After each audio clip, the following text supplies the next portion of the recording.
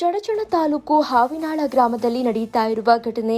ಹೌದು ವೀಕ್ಷಕರೇ, ಅಧಿಕಾರಿಗಳು ಕಣ್ಮುಚ್ಚಿ ಕುಳಿತಿದ್ದಾರೋ ಅಥವಾ ಅಧಿಕಾರಿಗಳೇ ಇಲ್ಲವೋ ಎಂಬುದು ಅನುಮಾನವಾಗಿದೆ.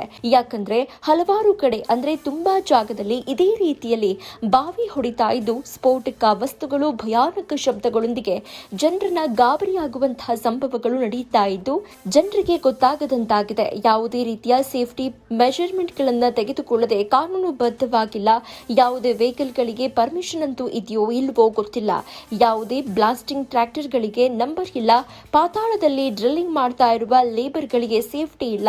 ಕಾಲಿಗೆ ಶೂ ಇಲ್ಲ, ಕೈಗೆ ಸಾಕ್ಸ್ ಇಲ್ಲ, ತಲೆಗೆ ಹೆಲ್ಮೆಟ್ ಇಲ್ಲ ಅಂದ್ರೆ ಯಾವುದೇ ರೀತಿಯ ಕಾನೂನುಬದ್ಧವಾಗಿಲ್ಲದ ಕೆಲಸವಿದು.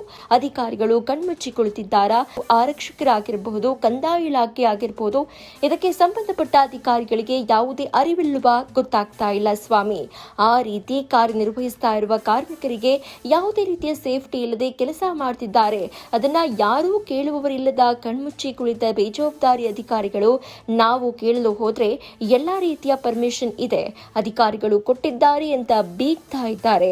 ಬ್ಲಾಸ್ಟಿಂಗ್ ವೆಹಿಕಲ್ ಮಾಲೀಕರ ಮೇಲಾಗಿ ಹೇಳ್ತಾರೆ, ಆರಕ್ಷಕರಿಗೆ ನಾವು ಪ್ರತಿ ತಿಂಗಳು ಮಂತ್ ಅಲ್ಲಿ ಕೊಡ್ತಾ ಇದ್ದೇವೆ, ಯಾರು ಕೇಳಲ್ಲ ಬಿಡಿ ಅಂತ ಉಡಾಫೆ ಉತ್ತರವನ್ನ ನೀಡುತ್ತಿದ್ದಾರೆ ಬ್ಲಾಸ್ಟಿಂಗ್ ವೆಹಿಕಲ್ ಮಾಲೀಕ.